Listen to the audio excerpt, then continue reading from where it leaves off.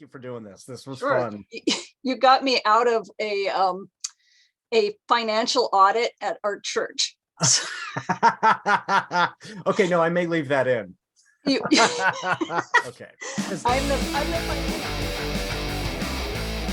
Welcome everybody to Writers Not Writing. This is a show where instead of talking about the work, the grind of typing out the things that you love, we talk about what writers are doing when we're not writing. And today's guest is Karen Eisenbrey. You're going to love this show. This one's going to be a fun one. And I need to remember, in a lot of ways, we're getting better. You know, we had our first episode last week. We're learning. I am going to try not to do as many ums and uhs. Not Doug's fault. There were an overwhelming number of ums and uhs last week. And, Doug just hit a wall. Was like, I cannot edit all of those out. So not your fault, Doug, but I'm going to try and do better on today's show about that. And then this week, we have our secret word. It's one of the things we'll always have. And so you listen for that secret word. And when you hear the secret word, you just make whatever noise it is that you're going to make. You can scream, you can make a fart sound, whatever. But what we're trying to create is a Pavlovian response so that when you hear the secret word, you always do that thing. And then at some point, you'll be in public and you'll be listening to the show and you'll hear the secret word and you just won't be able to help yourself. And there's no point to it. It's just funny. So today's secret word, listen for the word gingerbread, because I have a feeling that if we're talking to Karen today, it's seasonal. Gingerbread may come up. Everybody, welcome to Writers Not Writing. Welcome. Today's guest is Karen Eisenbrey, who is the author of Daughter of Magic, Wizard Girl, Death's Midwife, The Gospel According to Saint Rage, and Barbara and the Rage Brigade, among other short stories, fiction that's out there. But those are her novels, fantastic novels. And as listeners and viewers of our pilot know, the first thing that we do for the sake of the podcast listeners is describe what it is we're wearing, because we show up for these shows. I mean, the viewers on YouTube can already see that. And so, Karen, do you want to tell everybody about what you chose to wear for the show? Sure. I decided to borrow an outfit from my character, Barbara. So imagine a 1960s backup singer. It's a glittery purple mini dress with knee-high suede boots, also purple, and a sparkly sequined cap. And that cap is bright. Like, that is wild. That's a lot of light. And I went with something similar thematically anyway, in that I went with I'm dressed, viewers can see that I'm dressed like one of the characters in one of my novels too. I went with the King of Trolls, who is one of the one of the fan favorites. Only the King of, I couldn't fully do the King of Trolls, so I'm wearing the silver diadem and I've got these fake ears on with all the silver earrings. And then I had to find this suit that is it looks like it's scales, reflective kind of green and purple scales. I promise the viewers as well as the listeners, this is not real alligator. No real alligators were killed in the making of this suit. Worried. But I found this thing, and it's the real character is not wearing a suit of scales. The real character is, of course, naked all the time. But I thought that would be inappropriate for a YouTube show that children might potentially watch. So and I want to be able to wear this to cons, that kind of thing. So yes, but here's my King of Trolls costume, and not quite as shiny as your cap, but that is very cool. Thank you for showing up. The listeners should know we go all out for this show. Right. So this is a show about procrastinating. First thing that I want to ask you about is how you've been distracting yourself this week. What's been a distraction for you? Well, okay, it's December. So what I do in December is I bake. I bake cookies. Today I was baking saffron bread. Yesterday I baked little spice balls. I made 3 different kinds of candy, in the last couple of days, and I'm not done yet. That's excellent. And are they for you and the family, or are those gifts, or what's the plan? Mostly for the family. I will probably give some away to coworkers and my brother's family, my dad, if I actually get to see him in person. But mostly because we have 4 adults, 2 of them young, living here, that things don't last. The candy goes. Yeah, I'm headed out to Cleveland to see my family out there over Christmas break, and my niece on the phone yesterday was saying, "So you're bringing fudge, right?" And I had totally forgotten that last year my fiance Crystal made fudge, and apparently it was a hit. My niece has not forgotten. So now it's a tradition. It's a tradition. We have to bring the fudge again this year. I'm like, okay, we will do, which is great for me because that means I get more fudge. So that worked out. Thank you to my niece Eliana for making Crystal make fudge. It works for me. So what's some pop culture that's been distracting you this last week? Oh, okay. So I subscribe to a lot of newsletters and follow a lot of blogs. Some of them I enjoy. I read them whenever they come out. Others I sort of skim through. There's one that comes out every week that I look forward to and make a point of reading everything in it and clicking the links and just doing everything. It's called the Freakly Digest. And it is the newsletter of a local band, Dead Bars. And it is just so much fun and it's so on brand for them. And it's all about lifting up that pop punk community and encouraging people and sharing the great music that they're hearing that maybe you haven't heard of. And they invite people to send in artwork and poetry. They have a recurring terrible advice column where Nice. I think people are writing in with fake problems, and so they get really terrible advice, but it's hilarious. So yeah, they have a feature every week, the Freak of the Week. Well, and tell everybody they why know. it's so important that you have that you've, because your blog is great too. So tell everybody about your blog, because there's a connection there. Yep, my blog is all about band names, and I've been doing this since 2010. And they're real band names. And they're real bands. I comb through the club listings. I pick 5 that just sort of jump out at me, and then I try to express why they jumped out at me.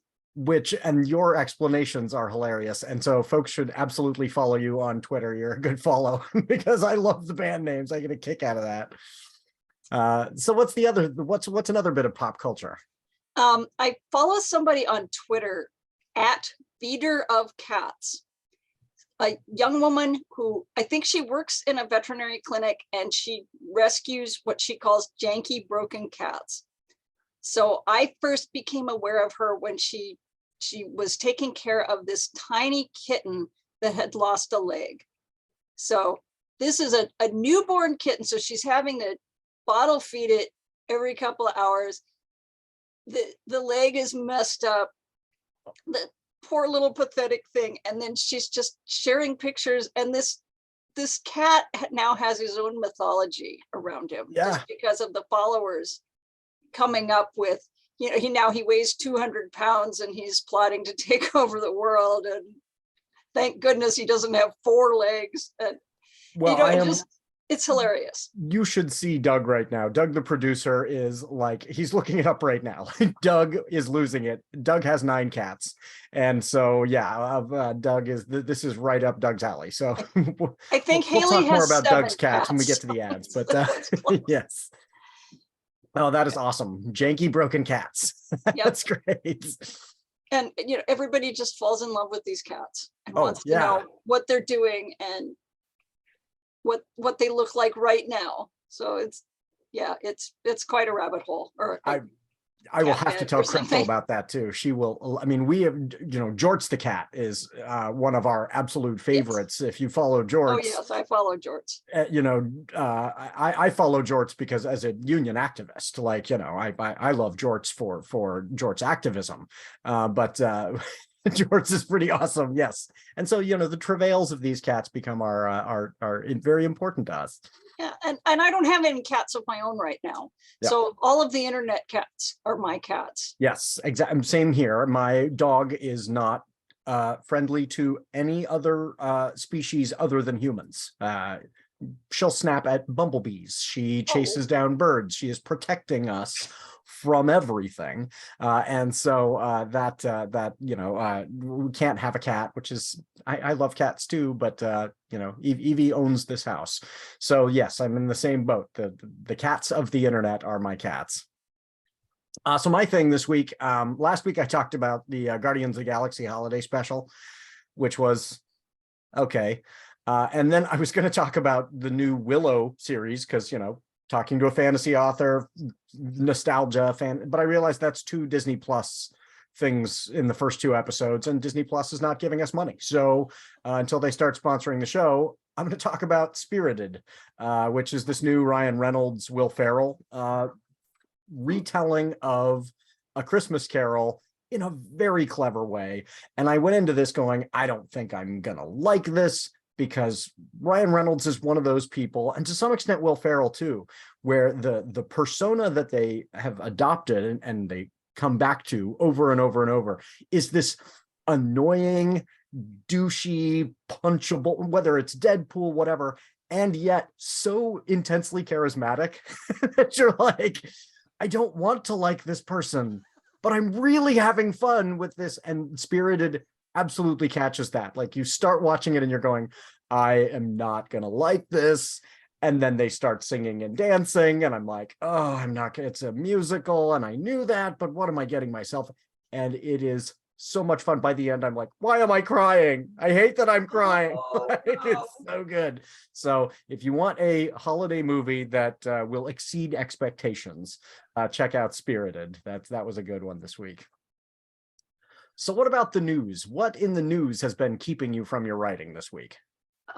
Well, I honestly use my writing to keep me away from the news most of the time, but I am kind of quietly following the Artemis mission, because moon missions goes way back with me.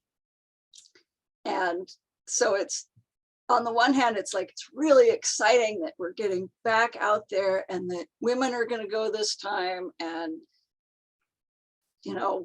why did we stop going to the moon? And then on the other hand, is this a good idea? This might be a terrible idea. We don't belong out there, which is space does want to kill you like that. Yeah, space is really hostile. I mean, we don't belong in the ocean either, but we somehow manage. So obviously we've got very smart people working on this stuff, but it concerns me. Yeah. Why are we sending actual fragile human beings to such hostile environments, and Mars even more so? Like, yeah, really? Well, robots, that's great. I don't know if it's a good idea. Well, here's my rant. And we mess things up too. Yes, but I love it. I am totally with you. This Artemis, I am loving all of the people I'm following are these women who are engineers, who are brilliant, who are funny, and that's really cool to see that women are getting credit for all the work that they're putting into this project. But it is, I've been loving this too, but I am a big fan of space colonization, but not for the reasons that a lot of people think of. They're like, why? This is a boondoggle. Why are we putting a person on the moon? What does this do for us? And I have to say to folks over and over, you don't go to the moon for the sake of the moon. You do space colonization for what it does for us. When you look at, what NASA has given to humanity on Earth, it's titanium for wheelchairs. It's the computer system we're communicating with now. All these things benefit us that we learn through that challenge. And so I am hopeful that a Mars colonization attempt will, it's all the things we'll learn about sustainability on Earth. If we can figure out how to have a group of people stay alive in an environment that absolutely wants them dead, what will we learn that will help us not destroy the world we live in now? So I am a big proponent of space colonization. I think it's an investment with huge returns. So yeah, I am with you on that. I think the Artemis we're gonna learn a lot, which is worth doing. That's what we should. I would much rather have our tax dollars going to learning about those kinds of things than blowing up hospitals somewhere. So I am and really, and if space remains unmilitarized, like if the moon remains everybody's moon, I'll feel better. Yes. Yeah. Well, that's a very valid concern. Are people going to start going, oh, there are military applications? Because this is how human beings fund things. It's either the military or pornography. And so, like, can we figure out how to go to the moon for the sake of going to the moon and learning about the moon? That was very Shakespearean. Yes. Wars and lechery. It really is. Like, that's what motivates the big expenditures, and it's like, maybe learning could be enough for a change. I would love that. So yeah, that Artemis shot is going to be really cool. And already the photographs coming back. Have you seen about what's happening Wednesday? No, what? There is an eclipse of Mars by the moon. So Mars will be in photographs just behind, like photobombing, and then the moon will transverse, I think is the term, cross in front of Mars. So this is Wednesday in North America. So if you get a chance, I think it's around, I don't know, there's a map, and you can pull up the map on your computer and see what time it is you're in Seattle proper? Yes. Yeah, so Seattle, I'm Northwest. Our time will be about the same. I think it's 7-ish, 9-ish, something like that. So if it's a clear night here in the Northwest, which you never know. Big if this time of year, but right. Yeah, but that sounds like a civilized hour too. So yeah, and I'm sure there will be really cool pictures people take online. So yeah, check out Wednesday, the moon with Mars peeking over its shoulder. Neat. So, which brings us to hobbies. So what is a hobby that has been, well, you kind of jumped on this one. Your hobby is baking, right? That's one of them. Yep. What else has been taking up your time this last week? Reading other people's books. Fair. Has been a big thing lately. Reading them and writing reviews. Always write reviews. Write reviews. And there's a certain amount of music that goes on. Not as much as in the past, but for instance, tonight we have our ongoing band rehearsal, BANNED rehearsal, which is a group of people that have been getting together since 1984 to make noise and record it. Tell the listeners about all your various bands. I mean, not just bands, church and bands, and because you're in a variety of music making enterprises. So band rehearsal is the oldest one and still continuing, and is kind of turned into a family project because it started out, it was my husband and my brother and one of their friends, and then I married in and kind of cemented it. So that's happening every other week. There's my fictional band, Saint Rage, which only sort we of haven't fictional. recorded any new songs in a while. We got some things down before the pandemic, and then there's one demo that we managed to cobble together during the pandemic. It does, challenge the conventional definition of fictional. The band really did exist and record real music. People can't get it. My brother and I recorded the music for the band since they were fictional and couldn't do it. But the songs are all real. And I'm hoping that when I finally get around to writing the third book, I will also be able to write a few more songs and we can do another little EP. Well, and I will be the one looking forward to the third book. I love that series. It's so much fun. So I'm yes, throwing folks, ideas in a if you bucket. want more music of Saint Rage, please read those books. They're really a kick in the pants. So check those out. The real band that recorded the music for Saint Rage is called Your Mother Should Know. Yeah. And it's not 5 teenagers, it's 2 50 to 60-ish people. And we have been on hiatus since 2019, not just because of the pandemic, mostly because we had too many other things going on. But hopefully someday both of us will be retired and we can take it back up again. Well, I have a couple of songs by what was the band's name again? It is not Your Mother Saint Should Rage. Know. It's Your Mother what was Should it? Know. I'm sorry. Your Mother Should Know. Your Mother Should Know. That's right. I keep thinking You Ought to Know, which is another song. But Your Mother Should Know. I've got a couple of Your Mother Should Know songs on my phone. Like they come up in rotation. Nice. So, yeah. Yes. We have all of our local music in a big file that comes up on shuffle in the car. Yeah. And that's so much fun. So Your Mother Should Know comes up, Saint Rage comes up. It's great. Yeah. Oh, that's great. Well, so what are that's some been other one of my things recently. I got a new phone, and when I switched, it lost a bunch of my music.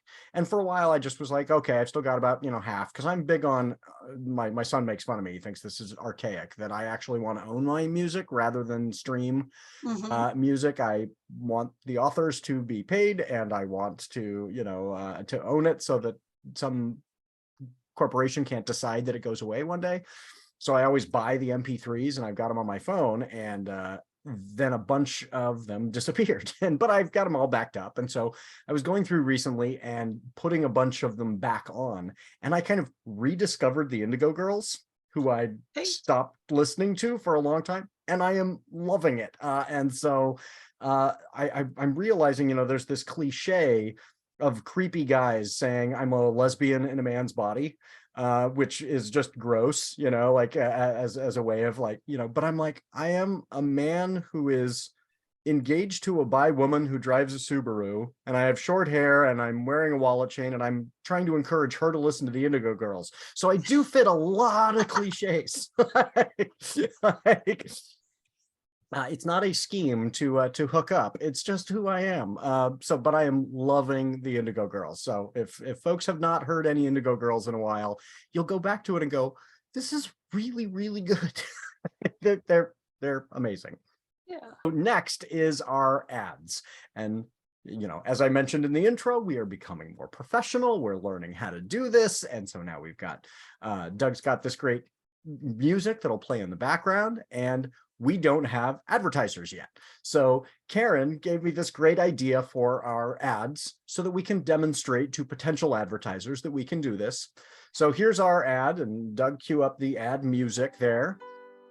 Okay, so this week, we're sponsored by Eternal Sunshine Tattoos, a very unique tattoo parlor in Karen's own Seattle, Washington. Tattoos used to be edgy, but now they are so common, no one really cares about your tattoos. Yet many of us continue to indulge in this art form for ourselves. We get tattoos of things that are important to us in a particular time in our lives, and if we're lucky, things we want to remember, which will turn out to still be important to us decades later. But what if you don't want to remember something? What if instead there's something you want to forget? Swing by Eternal Sunshine Tattoos. No, this is not tattoo removal. Those produce painful, often visible scars, which make you remember a bad decision. Instead, these are invisible tattoos, which help you put a memory away forever. What's that on your thigh? Nothing, because you didn't want to remember that ex's name, so it's not there. What's that on your lower back? Nothing, because that night of wild drinking and poor decision-making is forgotten. For significantly less than the cost of a normal tattoo, and often far less time in the chair, you can get an invisible tattoo of the thing you don't want to remember. And the particular technique used by the highly trained artists at Eternal Sunshine Tattoos is not subject to the same legal regulatory framework. So while an artist in the state of Washington cannot give you a tattoo when you are inebriated, you can get an invisible tattoo while you're 3 sheets to the wind, and you may black out the entire experience along with the memory of the thing you want to forget. So swing by Eternal Sunshine Tattoos today. Or maybe you already have, in which case you should check them out again.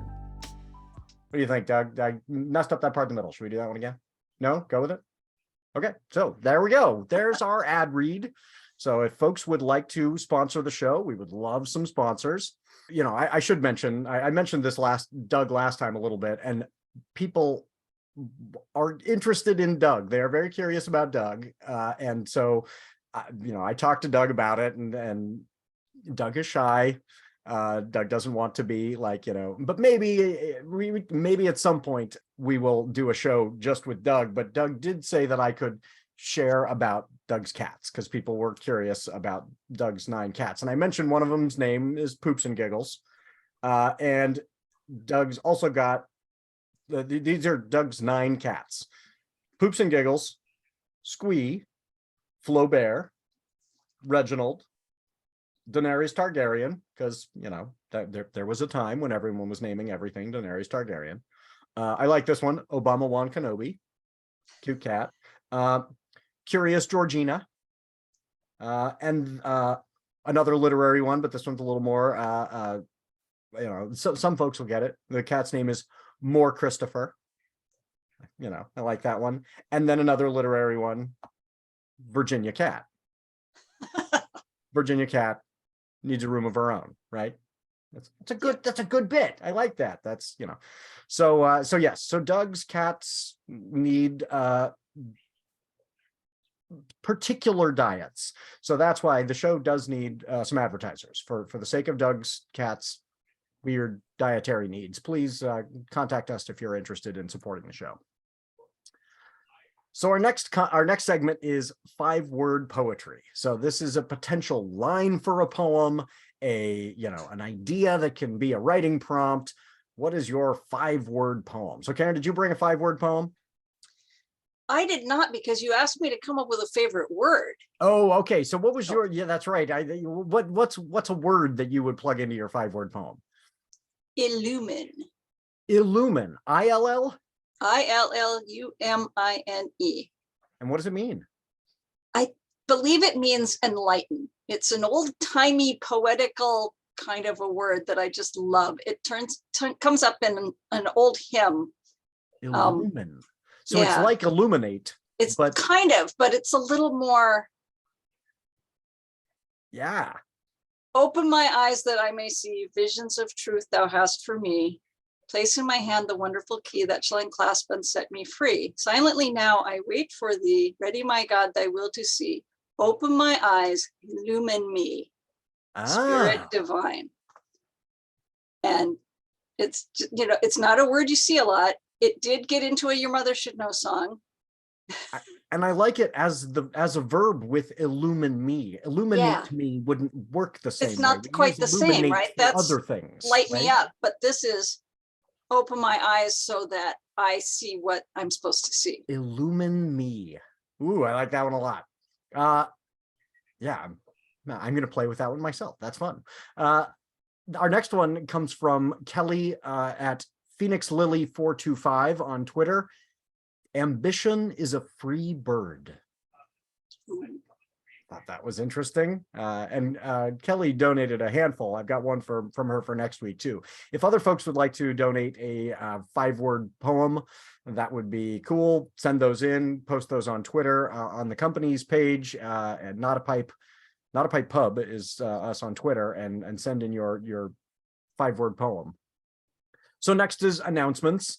And again, it's a show about procrastination, so I don't want to put you on the spot and say, hey, what's coming in the next work in progress kind of a thing.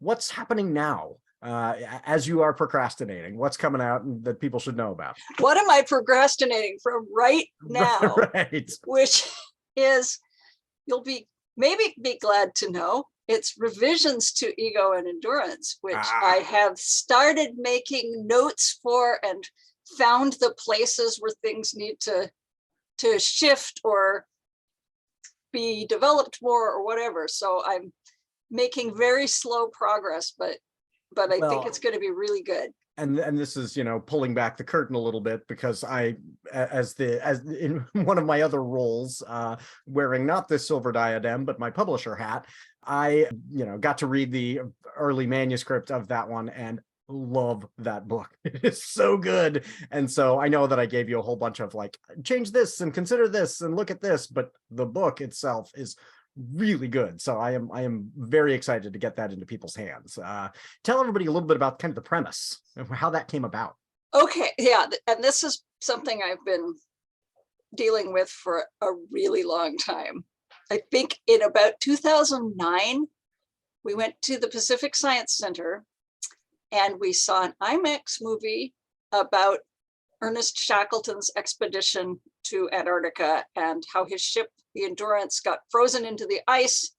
They never got to do what they went there to do. It became a survival thing and everybody survived. And they had a photographer along, so they had amazing photos of this whole thing. And then right after that, we went to an exhibit about Mars exploration. And there was a little card that said, Antarctica is an analog site for Mars. And then this bell went off in my head, like, wow, somebody should write a space adventure based Somebody ought to. on Shackleton. Really good and book. It took Somebody me a should little write that. while to go, well, I guess I'm somebody. And so I wrote this, what turned out to be a workplace rom-com, but in space, that turns into the survival story. Right.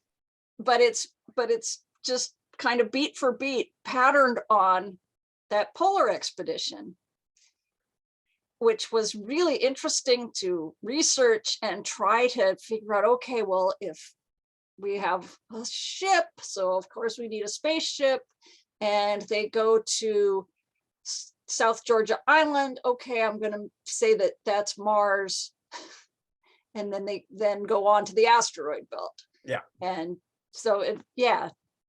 And I love the structure too of a story that seems like it's going in one direction. Here is, it's Romeo and Juliet. You've got the first act is, or the first three acts is a comedy. And then the last two is a tragedy. Like this one is a rom-com and it's engaging and, here are these people and you're getting to know them. And then something goes horribly wrong and it becomes this other kind of story, but now you're invested in the characters. And so that worked very well for me. Yeah, that's a great book. What else are you working on? Because that's not all. That is never all. It's never just one thing. I went back to an old fantasy project, like the first fantasy novel I wrote, plus the series that it inspired, that have just been sitting there because they were fatally flawed. It was just like, okay, this is a good story, but there's something missing or something's not right. And I just couldn't bring myself to work on it again until I realized, oh, what's missing is one more book. This isn't a 4-book series, this is a 5-book series, and I need to write the middle piece. So I wrote that, and now I've been going back to those old existing manuscripts and adjusting them in terms of what I did in the middle book or what I now know about the world, because I discovered a lot writing Daughter of Magic and Wizard Girl and Death's Midwife. This is a prequel series to that. So I have this great advantage of I know the future. Yes. And so, okay, I can set things up and I can foreshadow things that I didn't even know existed in the world when I first wrote that book 20 years ago. So when you say 5-book series, this will be 2 prequels, that's the plan, or 5 prequels? This will be a prequel series of 5 books. Of 5 books. It's another trilogy with 2 kind of comic interludes. Yeah. That are book length or like? They're book length, but I think they're shorter than the trilogy books. And they are very much more fantasy romance. Yeah. Oh, I'm interested to see. And then there's the main trilogy. And this is actually very relevant to a show about procrastination. What was it that helped you figure out, oh, this is what's missing? Because often it's something that's outside of the writing process. Oh, God, I don't even remember. I think it was just thinking about, okay, I want to resurrect that series, but I feel like there's something wrong with it. Now, I went back and I reread that first book and I had fixed a lot of the things already. Yeah. So, and forgotten about it completely.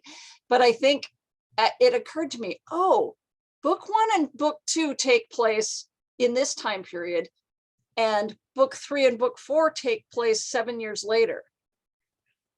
And book 4 was full of flashbacks. And then it clicked. Oh, That's the There's book. this big hole in the middle and I can fill it, and I even know what happened.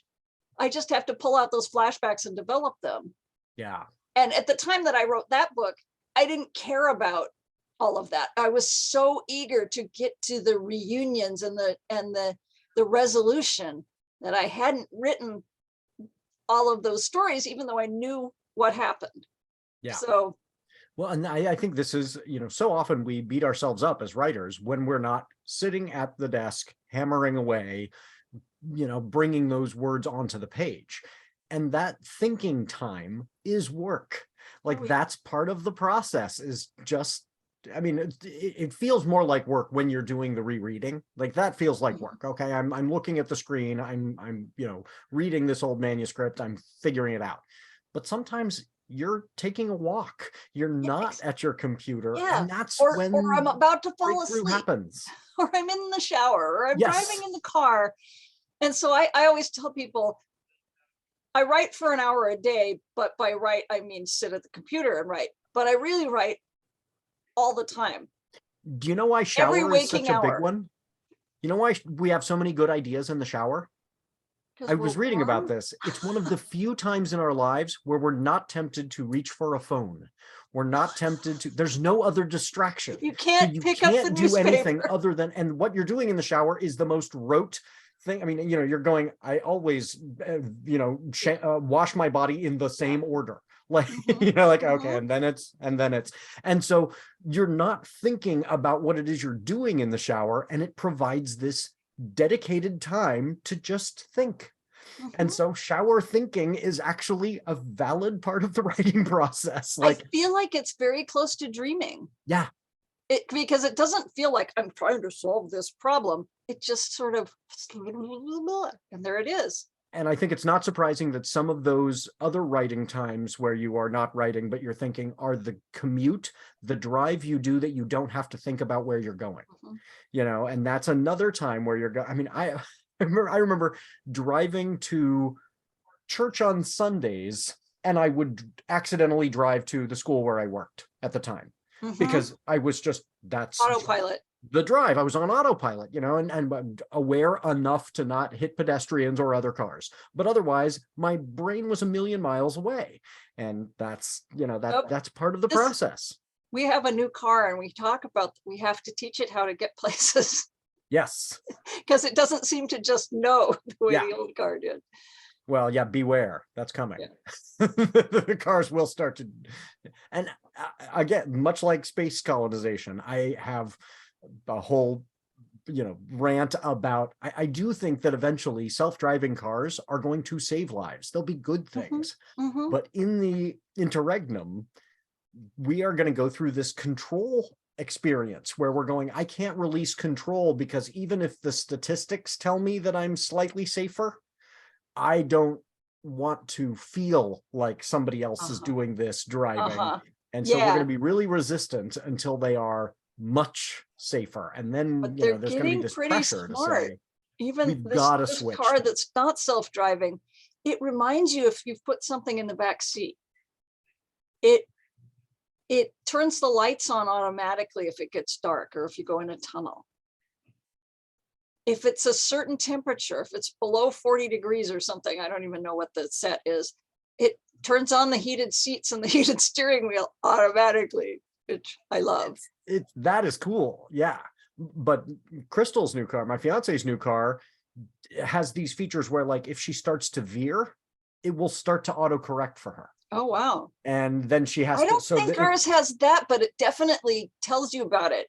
Yeah. If you're doing something wrong, if you're starting to exceed the speed limit, or if you're following somebody too closely, or if the person ahead of you stopped and you're not stopping fast enough, all the little red lights go off and it makes a lot of noise. Yeah. Like, yeah. Hers will tell her if she is sitting too long, like in a line for a fast food place.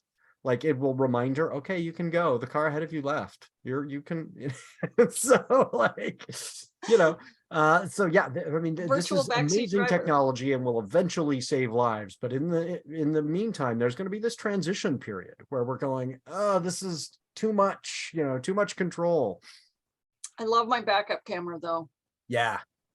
Yeah, I got one. My car is not as new as Crystal's, but the one thing that I really did want, because I live on a very thin street and there are lots of kids, it's got a camera for right turns, and Mm, just right turns, oddly, but that's where you want to look out for, pedestrians, for kids on bikes, that kind of thing. So mhm. when I hit the right signaler, I'm getting a view that's close on that side, so that I can go, okay, I'm not running over a child who's zipping by my car on a bike. And I love that camera. Yeah.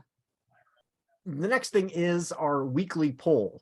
And last week we asked people online who procrastinates the best: writers, poets, journalists, playwrights, screenwriters.